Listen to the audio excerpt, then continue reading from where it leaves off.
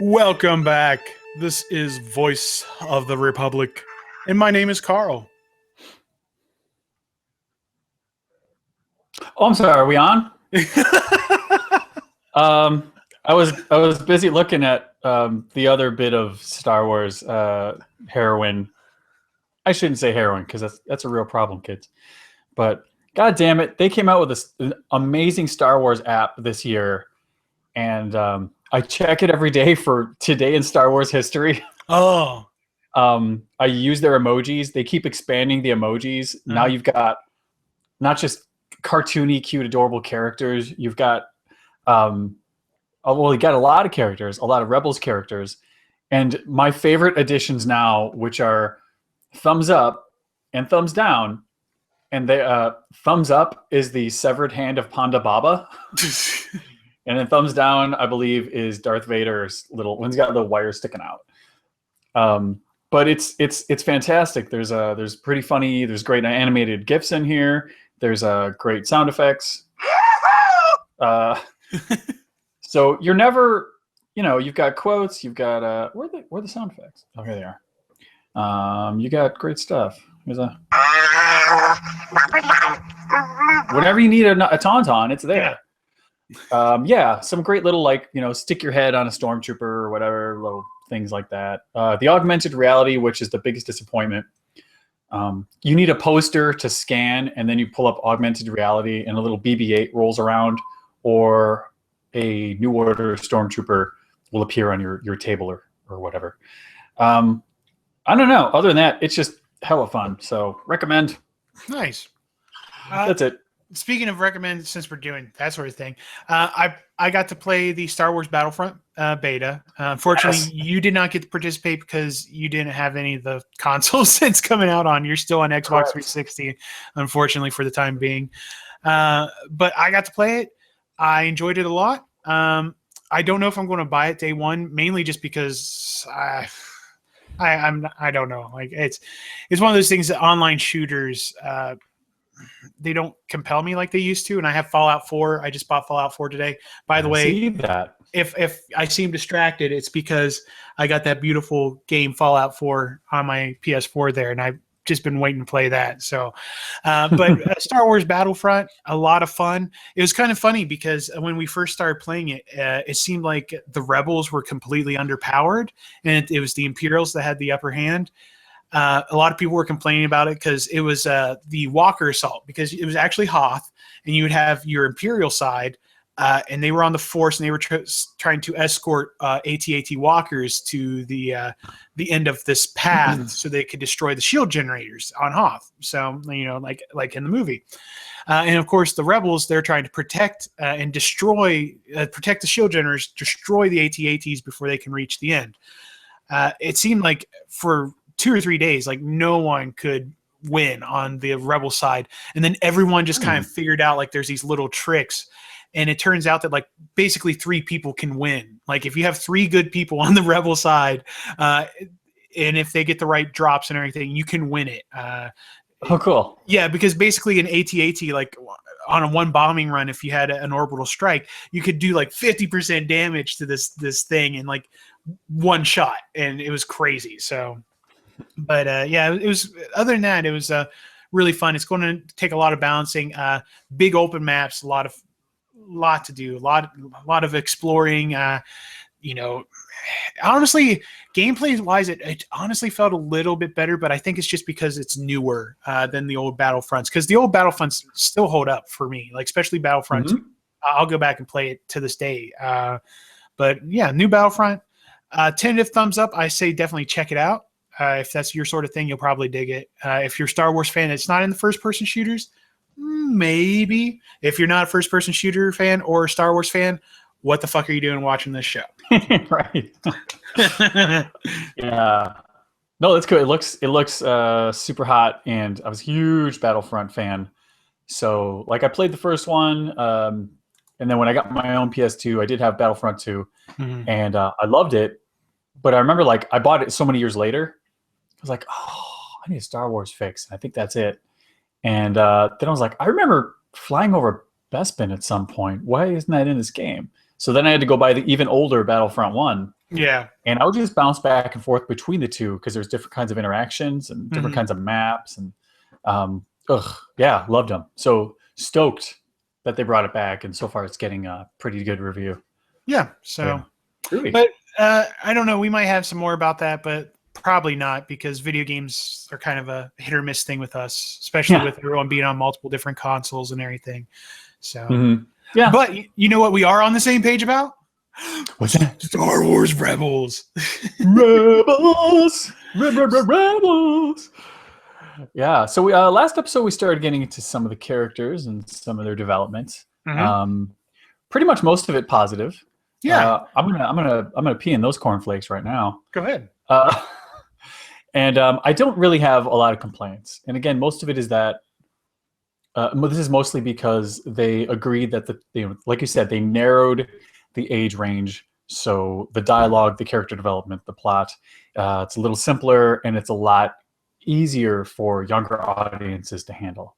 But that said, and this is something that you can look at the history of VOR, and it's something I've been really against, is when stories that happen before A New Hope undermine what happens in the original movies. So when they take away the impact, when they spoil a character, that gets under my skin. So while I understand things like, I understand that when you make a video game, it needs to have impact. So if you got like an Old Republic type thing, the sword fight needs to be a little more dynamic than when Obi-Wan first fought Vader, which is the first time we see Jedi and Sith together. But I don't think it should really. I don't like when it goes beyond that, and I don't like when it robs from the impact of those movies. So what I'm looking at here in Rebels is now we've got this Jedi on the run, and he finds this Force-sensitive kid, and now he's taken upon himself to train this kid, and some of the lessons just make it look like Ezra is the most gifted Jedi to date because he's picking up on these things right away. He seems to be fighting he seems to be like a teenager one day, and there's like, yeah, but well, I'll just relax, and I'm a Jedi, and I'll raise this box and drop it on the stormtrooper, and there'll be a cocky prick the next minute, which I know that is a lot like teenagers. Yeah. But it's just that it just seems to come too quickly and too easily, because most of that kind of Force development happens in the first season, and between that and then now we have this Inquisitor. Is he Sith? No, he's not really Sith. Oh, he isn't, but he just is trained in the dark side with lightsabers and Force powers too. So everybody's like doing these amazing things, and I just wish it was toned down or made to look like it's a lot more difficult a journey than they're showing it to be. And I think because I saw your notes on this, and because I want to bring it up. Cheater! Because you said Ezra's training undermines Luke's power. Specifically is like the quote from that you had in there. And and at first I was completely with you. What did I write? It's like that's exactly what I was thinking at first. But then I had this realization about it. There's the season, between season 1 season 2, they have the 2-part like season 2 premiere, I guess, and that's when Vader actually shows up, and it's the first time you really see interactions between anyone and Vader outside of like the movies, really. So you have Ezra and Kanan, like they're fighting Darth Vader, and these are like the be all end all heroes that we've seen in the series so far. Like stormtroopers haven't given them problems. The Inquisitor, a little bit of problems, but like they eventually overcame. Like they teamed up and they worked together and overcame like the Inquisitors and everything. Vader fucking destroys them. Destroys them. He fucking wrecks shit.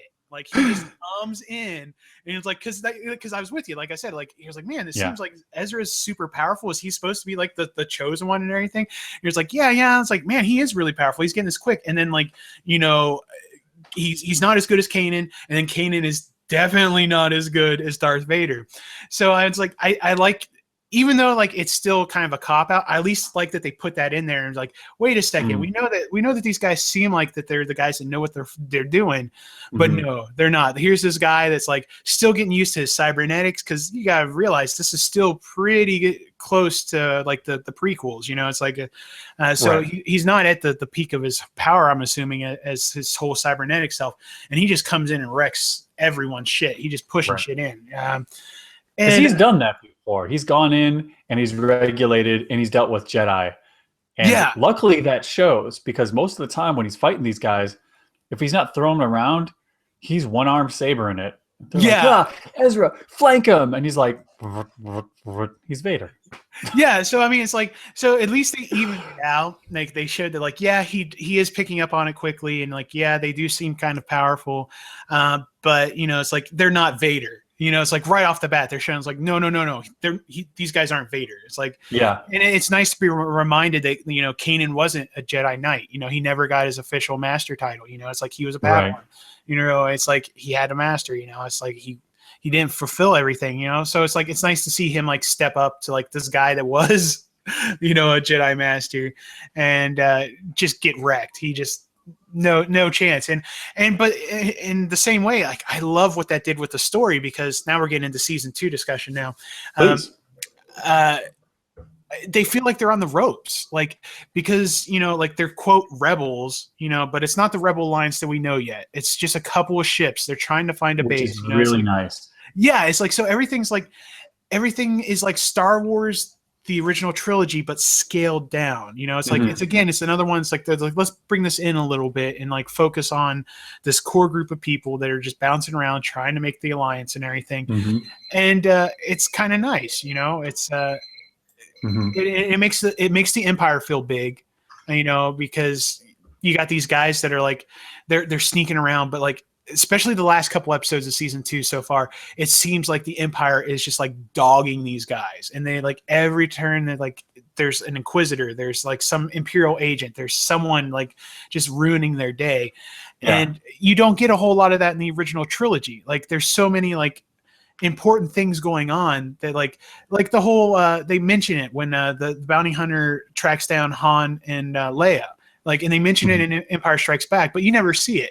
But, you know, like that's the sort of stuff that we're seeing in Star Wars Rebels, is like that stuff that's happening in between, like that sort of story. And it's really interesting to see these guys on the ropes trying to build it up. So, yeah, absolutely. And it's, you know, the Empire too, coming to grips with this happening, you know, where first they just thought, you know, they just called them terrorists.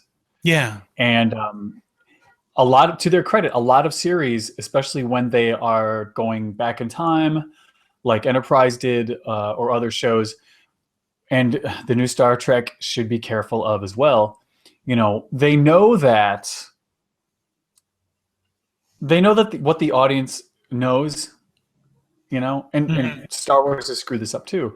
And so they're like, well, everybody knows this, so we can just kind of pretend like everybody knows, or not pretend, but like they take it for granted that everybody knows all these facts and things and happenings.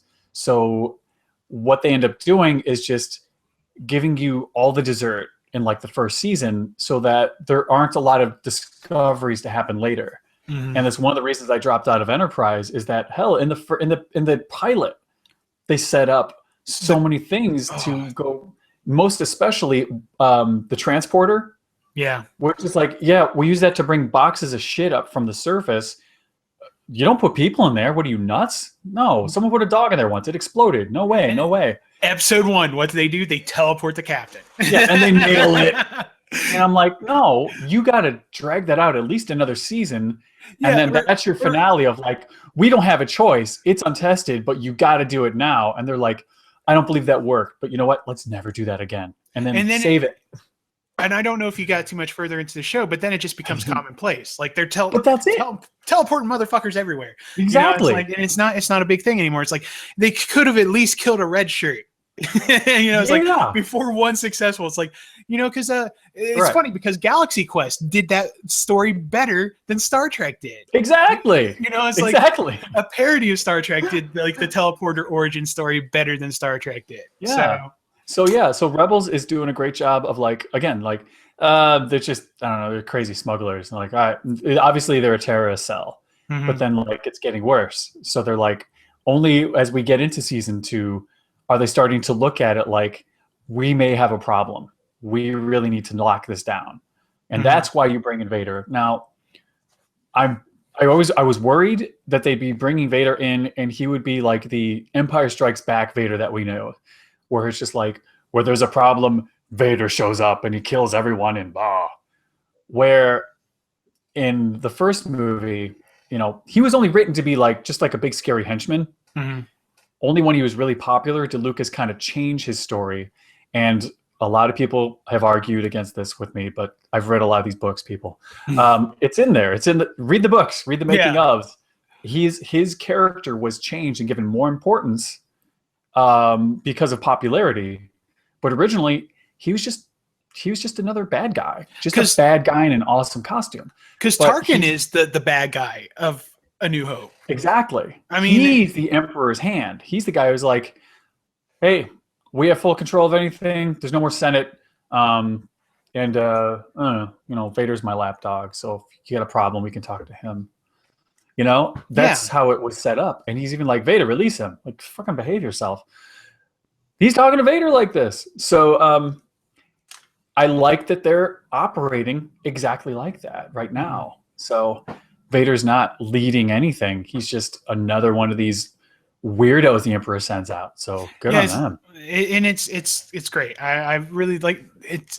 It could have been such a clusterfuck bringing in a character like that. Yeah. And I also kind of like what it says that like Vader shows up, and again going back, he wrecks shit. And he wrecks it, and then he realizes, he's like, you know what? I don't think I need to be here. And then he goes off. He's like, I got more important stuff to deal with. And he's like, I'm getting called elsewhere. So he shows up for like 2 episodes. So he's like, yeah, this is beneath me. And then like heads out. And he's like, Inquisitors take care of this shit. And they do. They almost take care of it. You know, it's like, and I like the fact that it's like, you know, it's like these guys aren't the threat yet, you know? And it's like, and you even make a note, like I'm going back to your notes here. I'm just going to make all your points for you. I basically wrote the show. Yeah.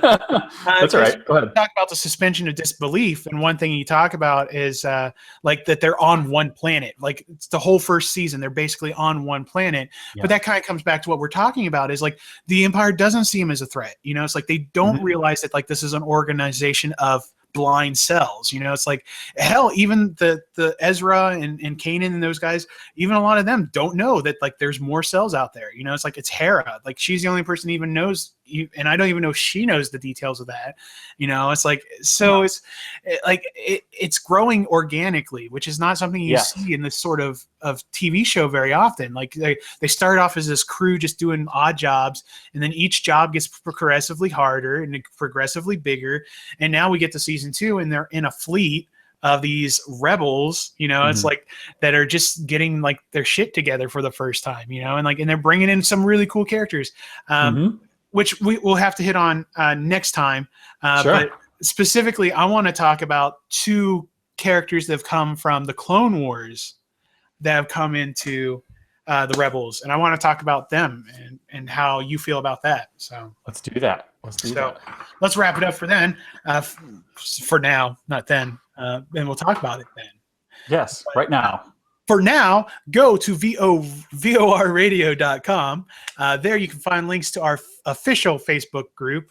You can find Twitter links, links to our YouTube, links to various ways to listen to the audio podcast in case you want just the audio.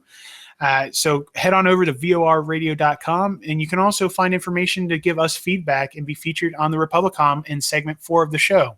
So head on over to vorradio.com and enjoy it. It's free. Just take it in. Yeah, it's free. Come on.